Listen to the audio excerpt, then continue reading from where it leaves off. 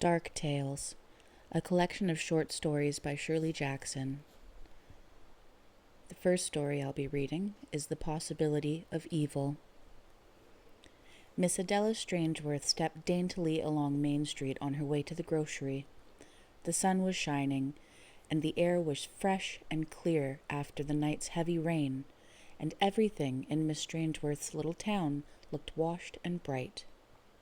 Miss Strangeworth took deep breaths and thought that there was nothing in the world like a fragrant summer day.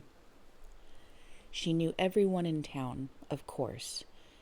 She was fond of telling strangers, tourists who sometimes passed through the town and stopped to admire Miss Strangeworth's roses, that she had never spent more than a day outside this town in all her long life. She was 71, Miss Strangeworth told the tourists, with a pretty little dimple showing by her smile, and she sometimes found herself thinking that the town belonged to her. "My grandfather built the first house on Pleasant Street," she would say, opening her blue eyes wide with the wonder of it. "This house, right here. My family has lived here for better than 100 years. My grandmother planted these roses, and my mother tended them, just as I do. I've watched my town grow.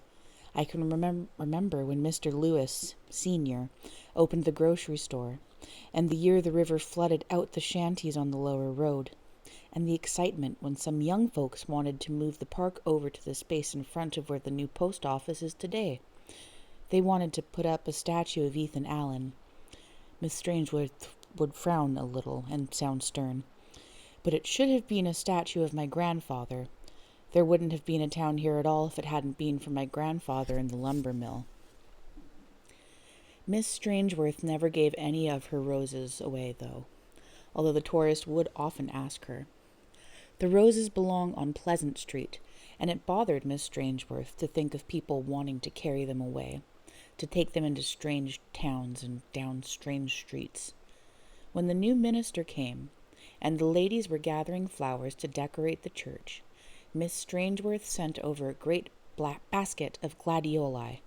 When she picked the roses at all, she set them in bowls and vases around the inside of the house her grandfather had built. Walking down Main Street on a summer morning, Miss Strangeworth had to stop every minute or so to say good morning to someone or to ask after someone's health.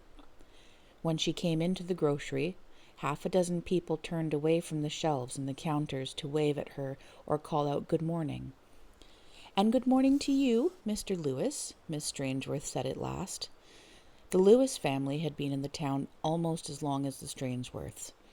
But the day young Lewis left high school and went to work in the grocery, Miss Strangeworth had stopped calling him Tommy and started calling him Mr. Lewis, and he had stopped calling her Addie and started calling her Mrs. Strangeworth.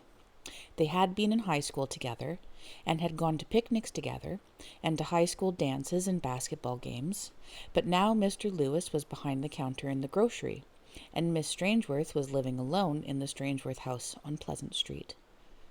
"Good morning," Mr. Lewis said, and added politely, "Lovely day." "It is a very nice day," Mrs. Strangeworth said, as though she had only just decided that it would do after all. "I would like a chop, please, Mr. Lewis, a small, very lean veal chop. Are those strawberries from Arthur Park's garden? They're early this year."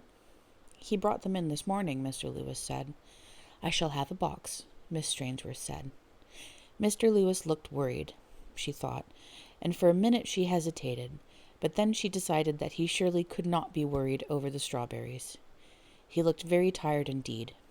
He was usually so chipper, Miss Strangeworth thought, and almost commented, but it was far too personal a subject to be introduced to Mr. Lewis, the grocer, so she only said, "And a can of cat food, and, I think, a tomato." Silently, Mr. Lewis assembled her order on the counter and waited. Miss Strangeworth looked at him curiously and then said, "It's Tuesday, Mr. Lewis. You forgot to remind me." "Did I? Sorry." "Imagine you're forgetting that I always buy my tea on Tuesday," Miss Strangeworth said gently. "A 1/4 pound of tea, please, Mr. Lewis." Is that all, Miss Strangeworth? Yes. Thank you, Mr. Lewis. Such a lovely day, isn't it? Lovely, Mr. Lewis said. Miss Strangeworth moved slightly to make room for Mrs. Harper at the counter. Morning, Adela, Mrs. Harper said, and Miss Strangeworth said, Good morning, Martha. Lovely day, Mrs. Harper said, and Miss Strangeworth said, Yes, lovely, and Mr. Lewis, under Mrs. Harper's glance, nodded. Ran out of sugar from my cake frosting, Mrs. Harper explained. Her hand shook slightly as she opened her pocketbook. Miss Strangeworth wondered, glanced at her quickly, if she had been taking proper care of herself. Martha Harper was not as young as she used to be, Miss Strangeworth thought. She probably could use a good, strong tonic. Martha, she said, you don't look well. I'm perfectly all right, Mrs. Harper said shortly.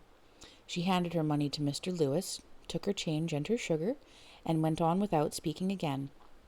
Looking after her, Miss Strangeworth shook her head slightly. Martha definitely did not look well. Carrying her little bag of groceries, Miss Strangeworth came out of the store into the bright sunlight and stopped to smile down on the Crane baby. Dawn and Helen Crane were really the two most infatuated young parents she had ever known, she thought indulgently, looking at the delicately embroidered baby cap and the lace-edged carriage cover. That little girl is going to grow up expecting luxury all her life, she said to Helen Crane. Helen laughed. That's the way we want her to feel, she said, like a princess. A princess can be a lot of trouble sometimes, Mrs. Strangeworth said dryly. How old is Her Highness now? 6 months next Tuesday, Helen Crane said, looking down with rapt wonder at her child. I've been worrying, though, about her. Don't you think she ought to try and move around more? Try to sit up, for instance? For plain and fancy worrying, Miss Strangeworth said, amused. Give me a new mother every time. She just seems slow, Helen Crane said. Nonsense. All babies are different. Some of them develop much more quickly than others. That's what my mother says, Helen Crane laughed, looking a little bit ashamed. I suppose you've got young Don all upset about the fact that his daughter is already 6 months old and hasn't yet begun to learn to dance. I haven't mentioned it to him. I suppose she's just so precious that I worry about her all the time. Well, apologize to her right now, Miss Strangeworth said. She is probably worrying about why you keep jumping around all the time. Smiling to herself and shaking her old head, she went down on the sunny street, stopping once to ask little Billy Moore why he wasn't out riding in his daddy's shiny new car, and talking for a few minutes outside the library with Miss Chandler, the librarian, about the new novels to be ordered and paid for by the annual library appropriation. Miss Chandler seemed absent-minded and very much as though she was thinking about something else. Miss Strangeworth noticed that Miss Chandler had not taken much trouble with her hair that morning, and sighed. Miss Strangeworth hated sloppiness. Many people seemed disturbed recently, Miss Strangeworth thought. Only yesterday the Stewart's 15-year-old Linda had run crying down her own front walk and all the way to school, not caring who saw her. People around town thought she might have had a fight with the Harris boy, but they showed up together at the soda shop after school as usual, both of them looking grim and bleak. Trouble at home, people concluded, and sighed over the problems of trying to raise kids right these days. From halfway down the block, Miss Strangeworth could catch the heavy accent of her roses, and she moved a little more quickly. The perfume of roses meant home, and home meant the Strangeworth house on Pleasant Street. Miss Strangeworth stopped at her own front gate, as she always did, and looked with deep pleasure at her house, with the red and pink and white roses massing along the narrow lawn, and the rambler growing up along the porch, and the unbelievably trim lines of the house itself, with its slimness and its washed white look. Every window sparkled, every curtain hung stiff and straight, and even the stones of the front walk were swept and clear. People around town wondered how old Miss Strangeworth managed to keep the house looking the way it did, and there was a legend about a tourist once mistaking it for a local museum and going all through the place without finding out about his mistake. But the town was proud of Miss Strangeworth and her roses and her house. They had all grown together. Miss Strangeworth went up her front steps, unlocked her front door with her key, and went into the kitchen to put away her groceries. She debated having a cup of tea, and then decided that it was too close midday dinner time. She would not have the appetite for her little chop if she had tea now. Instead, she went into the light, lovely sitting room, which still glowed from the hands of her mother and her grandmother, who had covered the chairs with bright chintz and hung the curtains. All the furniture was spare and shining, and the round hooked rugs on the floor had been the work of Miss Strangeworth's grandmother and her mother. Miss Strangeworth had put a bowl of her red roses on the low table before the window, and the room was full of their scent. Miss Strangeworth went to the narrow desk in the corner and unlocked it with her key. She never knew when she might feel like writing letters, so she kept her notepad inside and the desk locked. Miss Strangeworth's usual stationery was heavy and cream-colored with Strangeworth House engraved across the top. But when she felt like writing her other letters, Miss Strangeworth used a pad of various colored paper bought from the local newspaper shop. It was almost a town joke, that colored paper, layered in pink and green and blue and yellow. Everyone in town bought it and used it for odd, informal notes and shopping lists. It was usual to remark, upon receiving a note written on a blue page, that so-and-so would be needing a new pad soon. Here she was, down to the blue already. Everyone used the matching envelopes for tucking away recipes or keeping odd little things in, or even to hold cookies in the school lunch boxes. Mr. Lewis sometimes gave them to children for carrying home penny candies. Although Miss Strangeworth's desk held a trimmed quilled pen which had belonged to her grandfather, and a gold frost fountain pen which had belonged to her father, Miss Strangeworth always used a dull stub of pencil when she wrote her letters, and she printed them in a childish block print. After thinking for a minute, although she had been phrasing the letters in the back of her mind all the way home, she wrote on a pink sheet, "Didn't you ever see an idiot child before? Some people just shouldn't have children, should they?" She was pleased with the letter. She was fond of doing things exactly right. When she made a mistake, as she sometimes did, or when the letters were not spaced nicely on the page, she had to take the discarded page into the kitchen stove and burn it at once. Miss Strangeworth never delayed when things had to be done. After thinking for a minute, she decided that she would like to write another letter, perhaps to go to Mrs. Harper, to follow up the ones she had already mailed. She selected a green sheet this time and wrote quickly, "Have you found out yet what they were all laughing about after you left the bridge club on Tuesday? Or is it the wife really always the last one to know?" Miss Strangeworth never concerned herself with facts. Her letters all dealt with the more negotiable stuff of suspicion. Mr. Lewis would never have imagined for a minute that his grandson might be lifting petty cash from the store register if he had not had one of Mrs. Strangeworth's letters.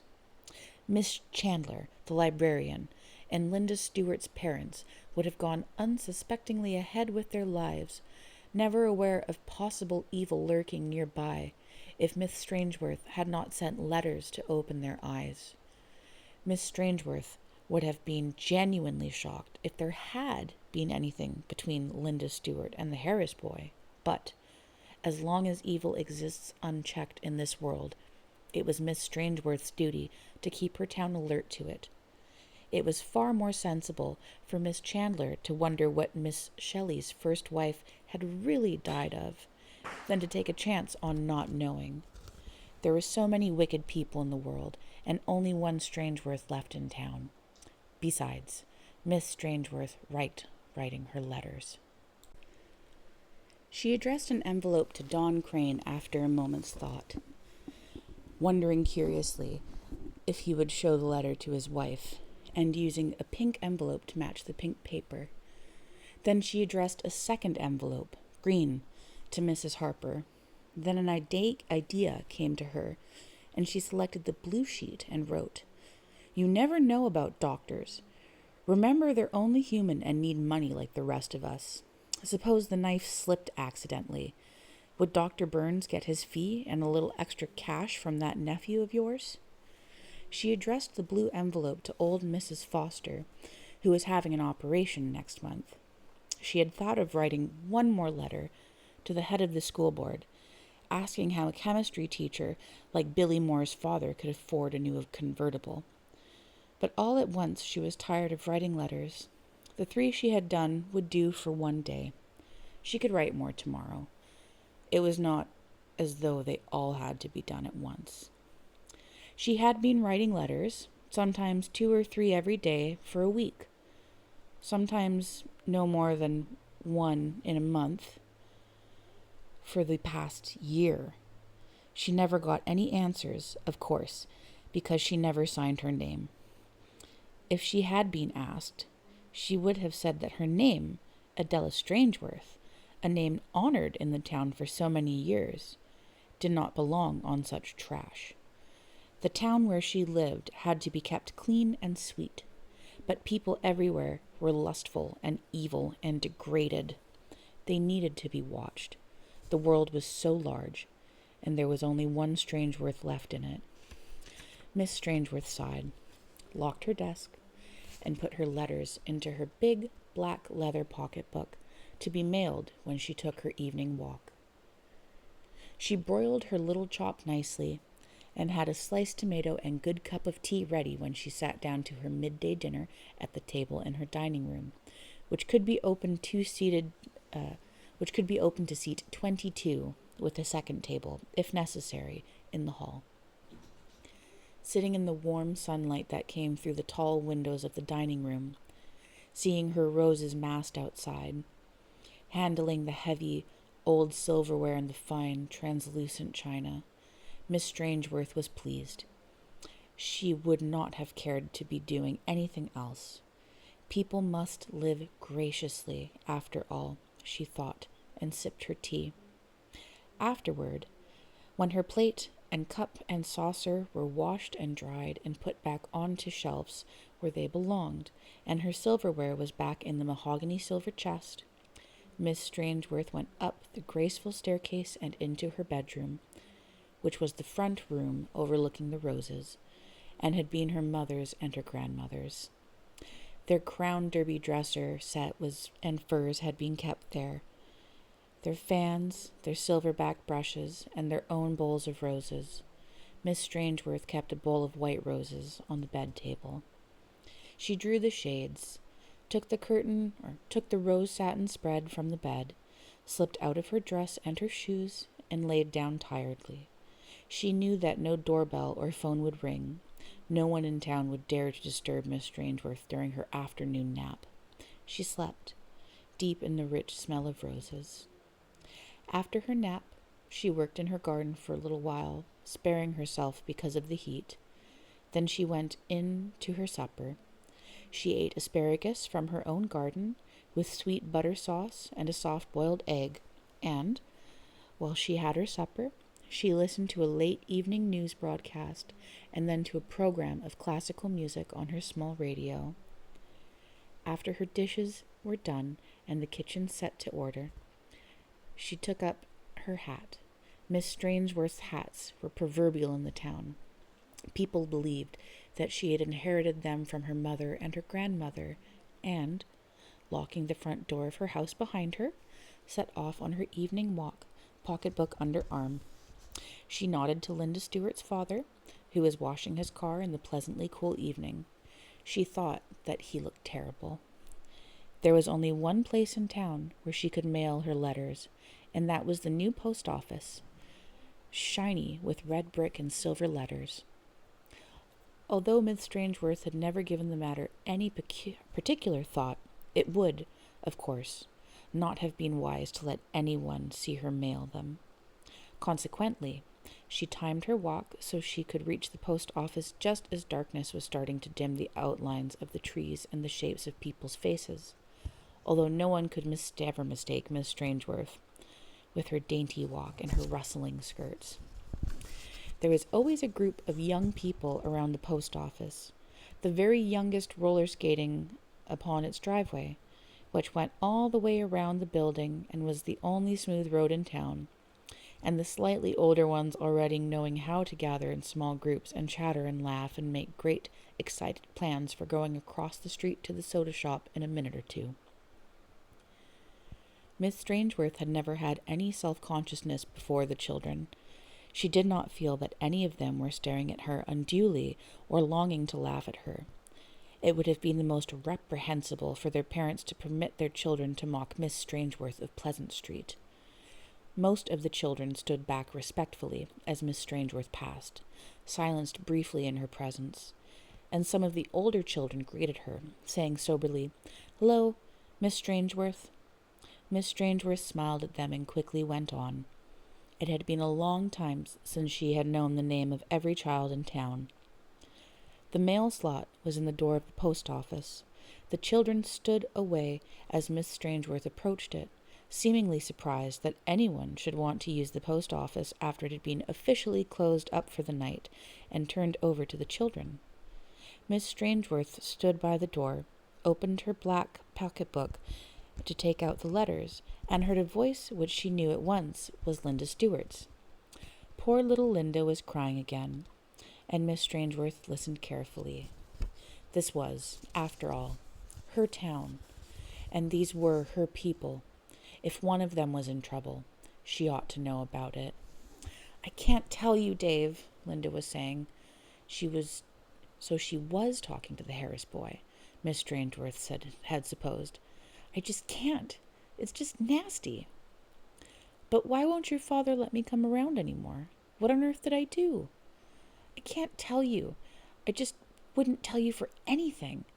You've got to have a dirty, dirty mind for things like that. But something's happened. You've been crying, and your father is all upset. Why can't I know about it too? Aren't I like one of your family?" "Not anymore, Dave. Not anymore. You're not to come near our house again. My father said so. He said he'd horsewhip you. That's all I can tell you. You're not to come near our house anymore." "But I didn't do anything. Just the same, my father said." Miss Strangeworth sighed and turned away. There was so much evil in people. Even in a charming little town like this one, there was still so much evil in people. She slipped her letters into the slot, and 2 of them fell inside. The third caught on the edge and fell outside, onto the ground at Miss Strangeworth's feet. She did not notice it because she was wondering whether a letter to the Harris boy's father might not be of some service in wiping out this potential badness. Wearily, Miss Strangeworth turned to go to her home and to her quiet bed in her lovely house, and never heard the Harris boy calling to her to say that she had dropped something. "Old Lady Strangeworth's half deaf," he said, looking after her and holding with his hand the letter he had picked up. "Well, who cares?" Linda said. "Who cares anymore anyways?" "It's for Don Crane," the Harris boy said. "This letter. She dropped a letter addressed to Don Crane. Might as well take it on over. We pass his house anyways," he laughed. "Maybe it's got a check or something in it, and he'd be just as glad to get it tonight instead of tomorrow." "Catch old Lady Strangeworth sending anybody a check," Linda said. "Throw it in the post office. Why do anyone a favor?" she sniffled. "Doesn't seem to me like anybody around here cares about us," she said. "Why would we care about them?" "I'll take it over anyway," the Harris boy said. "Maybe it's good news for them. Maybe they need something happy tonight, too. Like us." Sadly, holding hands, they wandered off down the dark street, the Harris boy carrying Mrs. Strangeworth's pink envelope in his hand.